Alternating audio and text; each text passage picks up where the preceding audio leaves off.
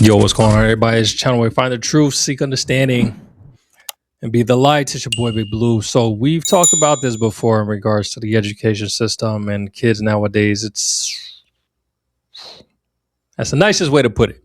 So let's just go right into it. Apparently, Fox News got some more insight, got some more data to show the people how bad it's gotten. Gen Z can't read full sentences. Expert sounds alarm on screens. Let's do it. Younger generations are falling behind as reading declines. According to a survey last year, Gen Z read fewer books than any generation. And more than 1/3 of kindergarten through 12th grade students said they dislike reading. A Pepperdine University professor told Fortune, quote, "It's not even an inability to critically think. It's an inability to read sentences. I feel like I'm tap dancing and having to read things aloud because there's no way that anyone read the night before." Here with her take is Brooke Uten, co-founder of Enriched Literacy Education. Brooke, what is going on? This is terrible news. You know, it really starts in the earliest ages, and we're seeing studies of children as early as primary school age that are unable to perform basic skills because I believe they're not being read to, they're not being spoken to in the home. Their communication skills are so much lower than children of that age, you know, even just 10, 20 years ago. One UK study reports, 600 teachers were interviewed, and they said the children don't know their names, how to use the bathroom independently. Wait. How old are these kids? Did she say, hold on, what? Nah, bro, come on. One UK study reports, 600 teachers were interviewed, and they said the children don't know their names, how to use the bathroom independently, how to brush their teeth, which is really terrible. Fast forward, we have Los Angeles Unified School District, second largest school district in the United States. We have parents there saying their children are on iPads all day. One mom reports I'm not her surprised. 6-year-old wet himself at the table 4 times. He's otherwise neurotypical, does not have an issue with toileting because he was on an iPad and lost track of time and was overstimulated.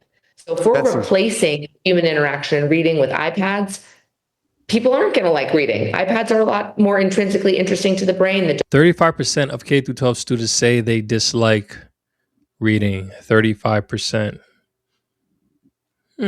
That's honestly lower than the number that I had in my head. Dopamine is lighting up. It's exciting. Reading takes work. You know, it's so interesting, and we've spent so much time talking about how that engagement with an iPhone or an iPad kind of scatters the brain and causes anxiety and things like that. But what we don't spend enough time talking about is the importance of sort of the other end of the spectrum, which is the devotion of the mind to a book or to something you're reading and learning to read, and how that actually calms the mind and focuses the mind.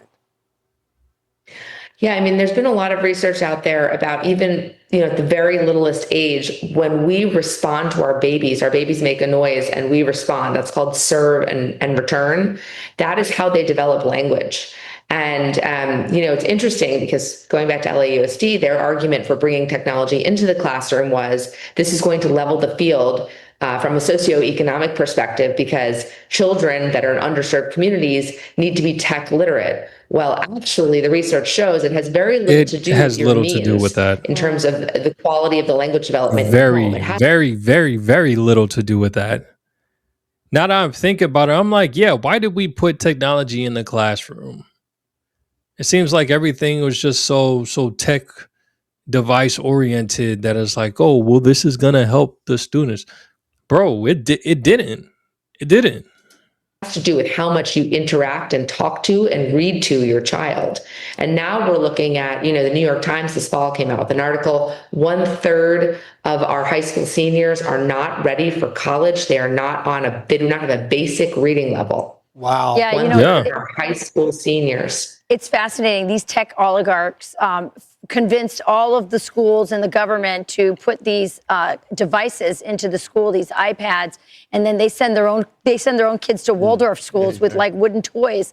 It's fascinating to me, and also the fact that a lot of moms aren't reading to their children. So that's a big deal. Thank you, Brooke. It's a very important topic. Thank you, Brooke. Okay, so I remember vividly growing up. I grew up in New Jersey, mind you.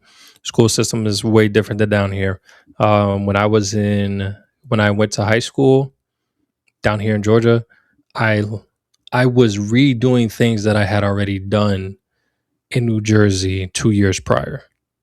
Not sure how that works, but that's just what it was. Mind you, this was years ago. So over a decade ago. That just shows my age. I'm not that old, guys. Leave me alone. So with that being said, I remember being in third grade, and I was probably behind. I was probably behind growing up. Maybe not by too much, but a little bit. I remember being in the third grade, and we're in the library. We go to the library every so often, and we get books. We check out books, and we have to read the books and all that stuff. Great. I remember there's these gifted kids that are in my class. There's these gifted kids. There's two of them specifically. One of them was an Asian chick. Shout out to Fanny. And the other one was a little Polish boy. Shout out to Alex. Wherever y'all are, whatever y'all doing, I hope y'all doing good. They were in the gifted group. There was a couple more people, but they were in the gifted group. And when we would go to the library, I would see them picking up thick books, probably like 200 pages or something like that. Chapter books, mind you, in the third grade, chapter books. And I was over here picking up Frog and Toad. Now, granted, Frog and Toad was kind of a chapter book. Wasn't as big as the books that they were getting. My books were probably like this thick. Theirs was probably like this big. I know they were reading like Harry Potter. Harry Potter books, they were big.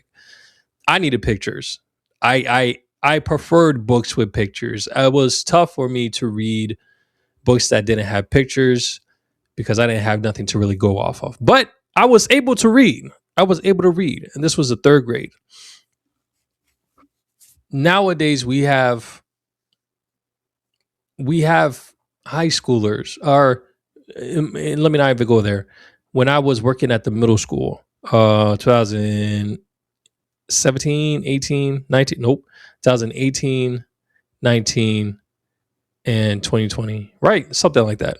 For the 3 years that I was at the school system and I was in the middle school, majority of the kids could not read at a third grade level. They couldn't read chapter books. They couldn't retain information. And it's crazy because back when I was younger, there were students that were in the class. Some of them did well. Most of them did well, did decent, passed their scores. There was only a few of them that maybe struggled, that maybe was failing, and that was like behind. There was only select few. Now we're getting to a point where select few are passing, and it seems like it's barely passing, and the majority is not doing good, which is why they keep dumbing down the scores, having to curve scores up and all that stuff. And it's terrible. Now, this isn't 100% all schools, clearly, but we can see based off of these numbers, the number of students that are struggling in schools is increasing. Yet we still keep moving them forward to the next grade, to the point where they're going to graduation, and then now they're trying to get into colleges, and then there's like college is a whole different beast because they don't care about what you learned in school and try to adjust to what you know. It's either you know it or you don't. And if you don't, you might want to drop out soon before you waste your money trying to get into the school. And it's unfortunate and it's crazy. And with me being as a parent now and going through that phase where my daughter is 3 years old, it's one of those weird things where I'm like, okay, she has to start. And the only reason like I get nervous sometimes is because I have friends of mine who also have kids. One of them is turning 5. The other one is turning she is 4, and they can read. They read. They're exceptionally smart students. And now I have my daughter, and then it's like I'm being subconscious about it. Like, yo, my daughter needs to be able to, start reading. At least she's getting letters. She knows her numbers. Then she could read the number letters just fine if you point them out. But now it's really getting into that mindset of teaching them how to read, because schools aren't teaching them how to read. They're not teaching them how to sound out words so that they can read the word. It's not a thing, guys. It's not a thing, and I don't understand why. But the thing is, it starts with the home. It starts with the parents. Just like they said, you have to read to your kids. And the problem is, and this is why you keep putting so much emphasis when it comes to parenting, when it comes to kids, and like this whole idea of kids, they choose on their own what they want to do, this and the third. No, that's a load of crap. That's a load of crap to the utmost degree. I agree to maybe like 7% of that, but the rest of that is crap. Why? Because the way that your kids learn is determined based off of how you raise them. If they have some type of like ADHD or something like that, that's a completely different story. But if these are normal kids, and even if you know how to navigate the best way for your kids to learn, you can guide them into a way in which they'll take a liking to certain things. There are kids that, like they said, they don't like reading at all. When did their parents read the book to them? Now, there's situations, and we'll get to that. But first, I just want to bring up the point that when are their parents reading to their kids? Are they reading them bedtime stories? Are they reading them the Bible? Are they, showing them words? Are they showing them numbers? Are they spending time with them outside of school to help them grow? Because school can't be your only source of learning. That's the same thing when it comes to college. You can't just rely on just your professors to give you information and think when you graduate, you know enough information to get paid X amount of dollars. No, you have to do the work outside of the classroom. I learned that the hard way. And when it comes to your young kids, you have to teach your young kids. You have to read to your young kids. You have to expose them to these things, because if you don't expose them, they're not going to take a liking to it. They're just not. And it starts when they're young because their minds are malleable, guys. We know this. We know this. And this is highly unfortunate. And it makes me nervous because just the thought of a middle schooler not being able to read is scary. It's very scary. A middle schooler not even be able to do multiplication, division, adding, subtracting. I'll let alone fractions. But some of them are able to do fractions. These basic things that help us get to where we are, it's scary that they don't know right now. So they're going to struggle trying to get to that point. And the problem with the school system, the public school system right now, and even some private sectors, because there's only so much that they can do. All they can do is just teach based off of the curriculum that they're given. And if those that set up the curriculum says this grade is being taught this and they can't learn nothing more, all we can do is just scale back. This is a problem. There's a situation right now that's going on with one of the schools that's in the county that I used to live in. One of my homeboys with the genius daughter went to the school, and the school is now being shut down for reasons unknown because I don't go to the school. But the important thing to know is that this school allowed for those gifted kids to be taught at the level in which they can be fairly challenged. She's 4 or 5 years old. Is she 5? She's 5 years old, turning 6. Something like that. And she can read and she can do math probably better than a third grader right now. And that school was able to allow her to be challenged so that she could continue to grow mentally and not scale back. But now that that school is being shut down, bro, what to do? What to do? It's a tough situation to be in because now she's learning, now she's understanding things, and now she's forming her own opinions and her own thought processes and how she'll go about and react to certain situations. And if we're not staying on top of those type of kids and making sure that their mind is being occupied, but instead giving them stuff that they already know, That's when issues start. That's when issues start.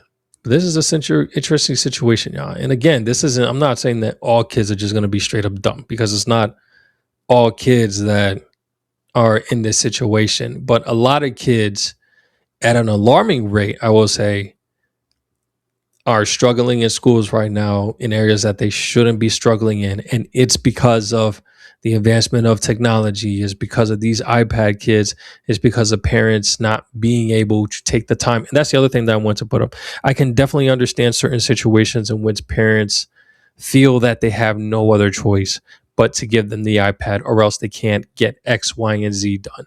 Especially like me doing content right now. I'm doing content while my family is not here. I could put out way more content if I didn't have any kids, because I could have just came home, done my content, like done some recording for about a couple of hours, and then edit everything the next day, get through a whole process. But because my focus is to be a present dad and helping the growth of my child, I can't sacrifice that for content. I just can't. So it's all about intentionality. It's tough, and you feel like there's so much that you can get done, but you just can't. But we just got to do it, guys, because you don't want your third grader to not be able to read a sentence. You don't want your college student to not be able to write a paper. You don't want your kids to always be using Chat GPT and can't do anything on their own. These technologies are just supposed to be tools, a means to assisting with obtaining a goal, but they're using it as a crutch, and we gave them that crutch, and it sucks, and it's unfortunate.